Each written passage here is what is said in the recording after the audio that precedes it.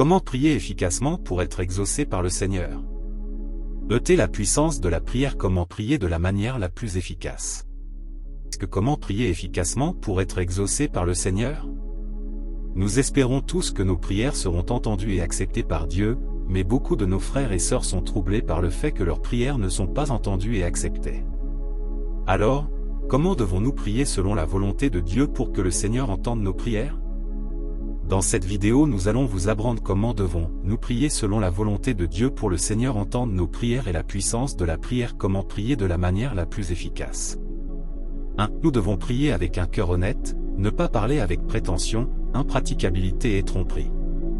Le Seigneur Jésus avait dit, « Dieu est esprit, et il faut que ceux qui l'adorent l'adorent en esprit et en vérité » Jean 4h24. Ceci nous permet de voir que le Seigneur demande que nous soyons des gens honnêtes et que nous parlions au Seigneur avec praticabilité et sincérité.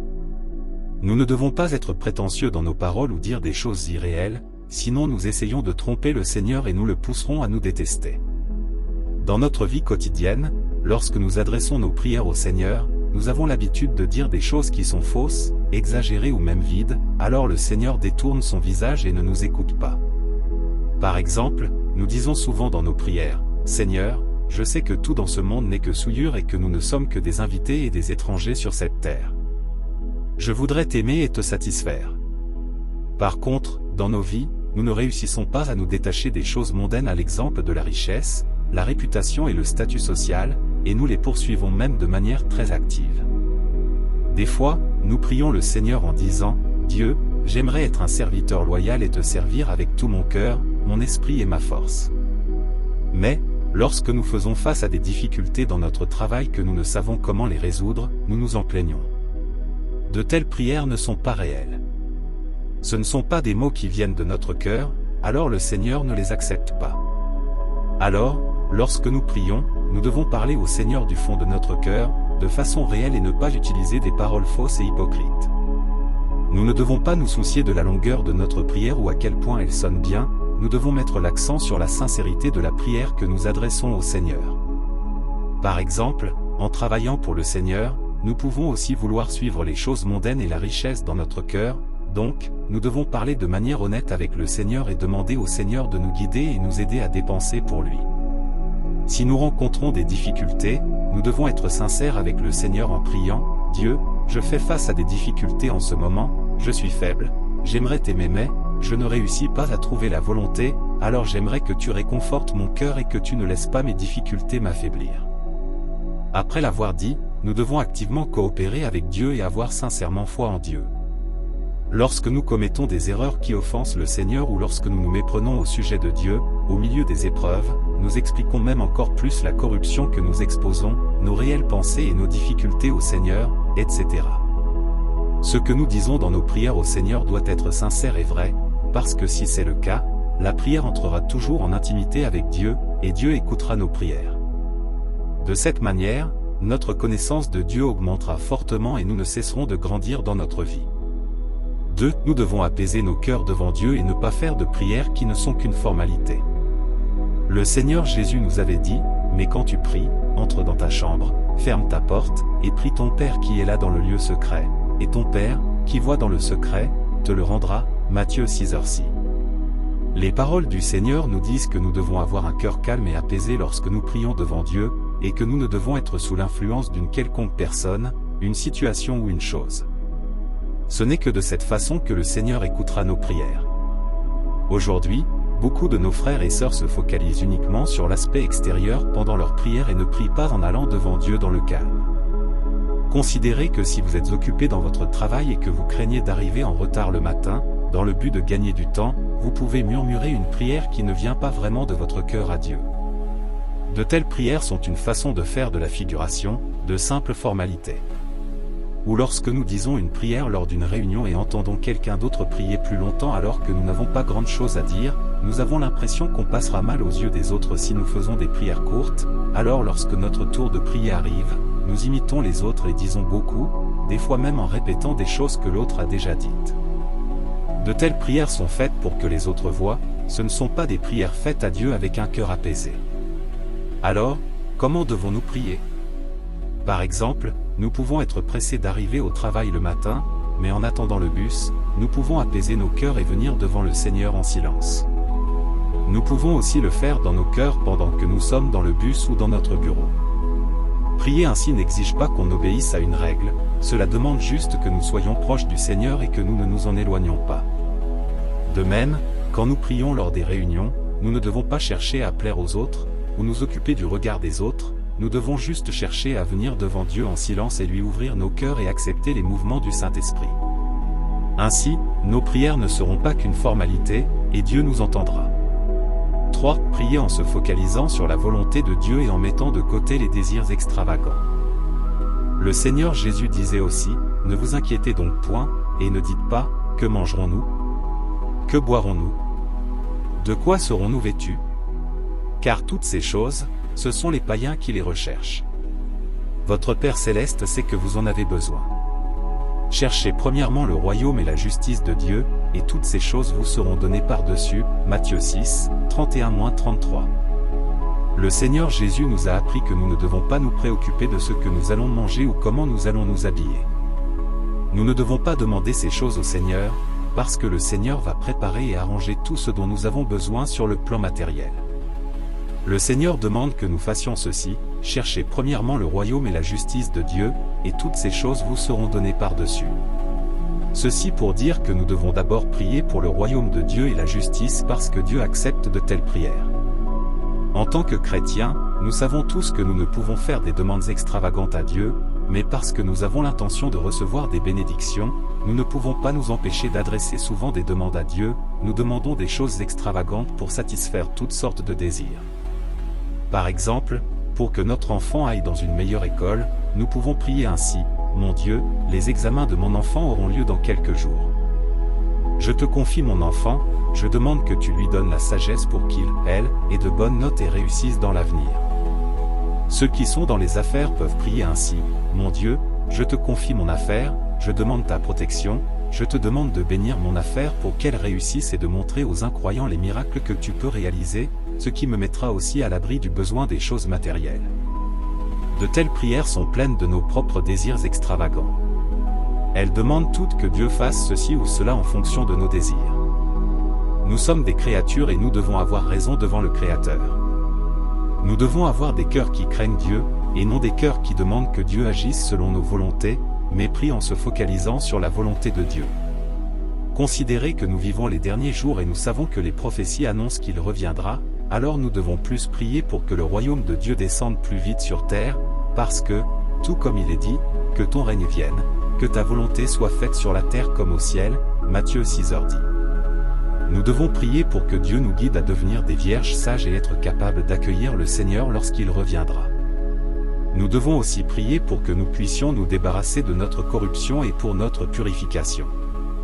De telles prières, qui visent à obtenir la vérité et la vie, seront toutes entendues par le Seigneur. Enfin, j'aimerais partager avec vous deux passages que j'ai lus sur un site d'évangélisation.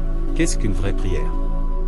C'est dire à Dieu ce qui est dans ton cœur, communier avec Dieu en ayant saisi sa volonté, communiquer avec Dieu au travers de ses paroles, te sentir particulièrement proche de Dieu, sentir qu'il est là, devant toi, et croire que tu as quelque chose à lui dire.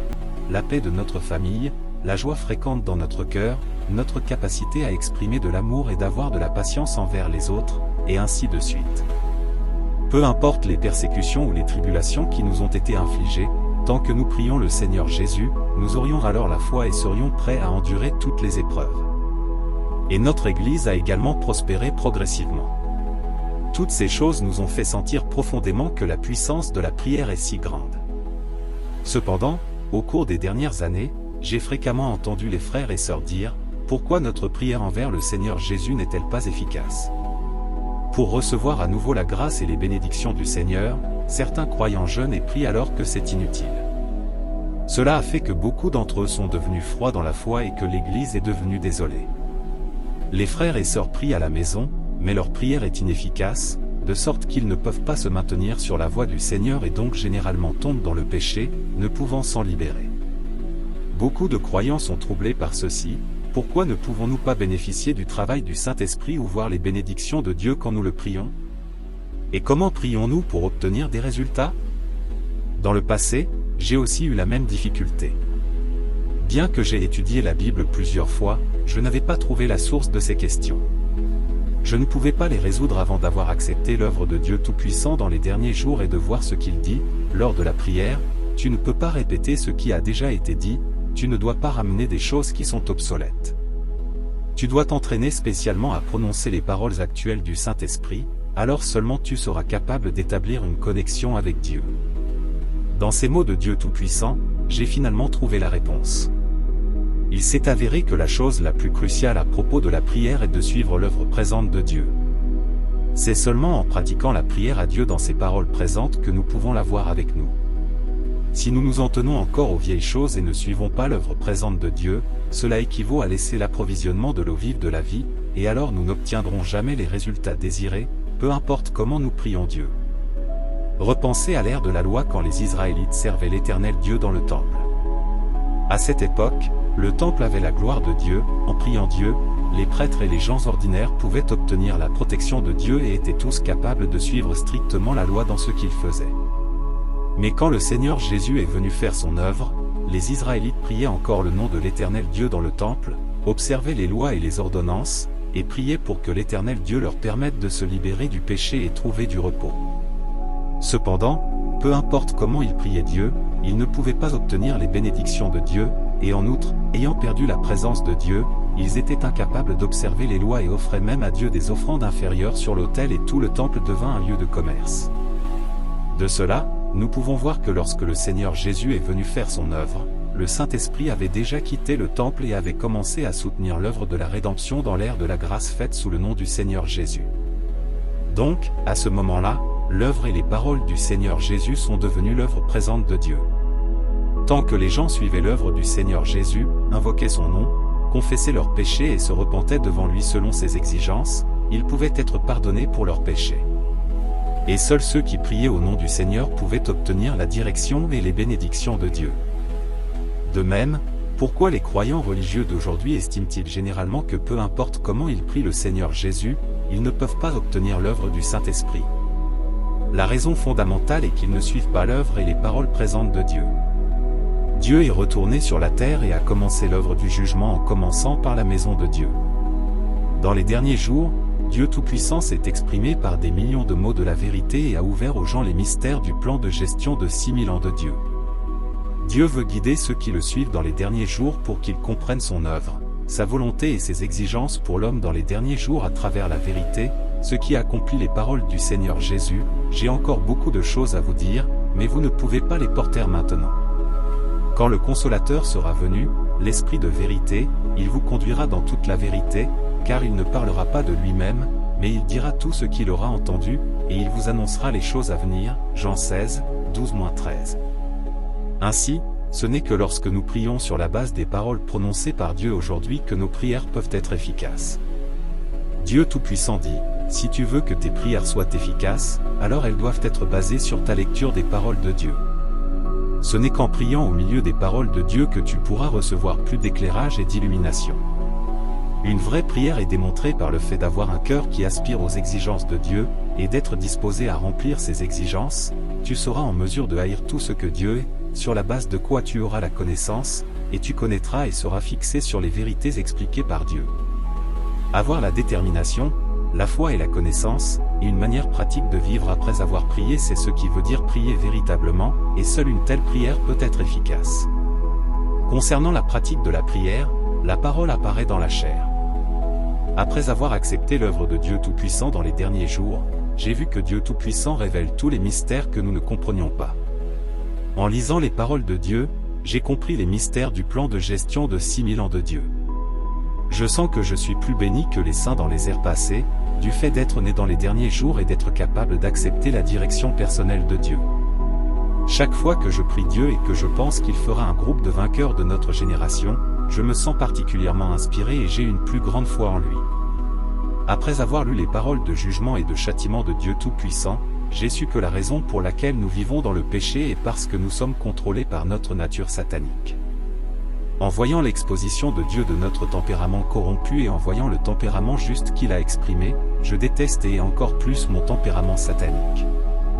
Puis, en priant Dieu, j'ai la détermination et la résolution de renoncer à ma chair et d'abandonner Satan, afin que je puisse mettre la vérité en pratique et me libérer peu à peu du péché. Quand il y a des conflits entre moi et mes frères et sœurs dans l'Église, en lisant les paroles de Dieu, je comprends les principes pour traiter les autres et j'ai le chemin pour pratiquer. Et puis, en priant Dieu et en interagissant avec les autres selon ses exigences, je développe un partenariat harmonieux avec mes frères et sœurs. Quand je vis dans la négativité et la faiblesse, je ressens l'amour désintéressé et les attentes de Dieu pour nous par ses paroles. Je suis profondément ému et je déteste ma résistance à lui. Ensuite, je viens devant lui et je lui dis en prière que je suis disposé à être attentif à ses intentions et à coopérer activement avec lui. Face à la persécution du gouvernement du PCC et à la dérision des incroyants, à travers les paroles de Dieu, nous connaissons la signification de l'expérience de la persécution et de la tribulation et de la souffrance avec le Christ. Et par la prière, notre foi et notre amour pour Dieu grandissent et nous avons la résolution de briser l'influence sombre de Satan et sommes prêts à tout sacrifier pour témoigner afin de satisfaire Dieu. Tous les frères et sœurs qui ont accepté l'œuvre de Dieu dans les derniers jours peuvent apprendre par expérience que c'est seulement en lisant les paroles de Dieu Tout-Puissant et en priant Dieu dans ses paroles présentes que nous pouvons établir un lien avec lui, en obtenant la direction de l'œuvre du Saint-Esprit, ainsi que son éclairage et son illumination, et être enrichis et rassasiés dans nos cœurs. C'est précisément à cause des paroles de Dieu Tout-Puissant que nous pouvons connaître sa volonté. Plus nous prions Dieu selon sa volonté, plus nous devenons éclairés, plus nous connaissons Dieu et son œuvre, et plus nous avons des chemins pour pratiquer. De cette façon, nous progressons graduellement sur le chemin de la vie qui consiste à changer notre tempérament et à être sauvés. Aujourd'hui, l'œuvre de Dieu Tout-Puissant dans les derniers jours s'étend dans toutes les nations et tous les lieux à la vitesse de l'éclair.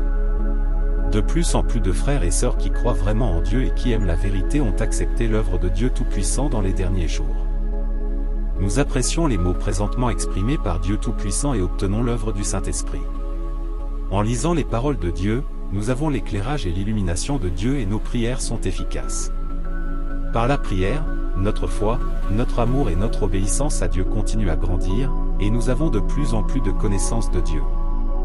Maintenant, nous sommes tous disposés à coopérer avec Dieu d'un seul cœur et esprit, à rechercher la vérité, à chercher à le satisfaire et à faire en sorte que sa volonté soit réalisée sur la terre. Aimez-vous ces paroles? Vous êtes invités à vous faire savoir dans la section commentaires. Soyez bénis abondamment.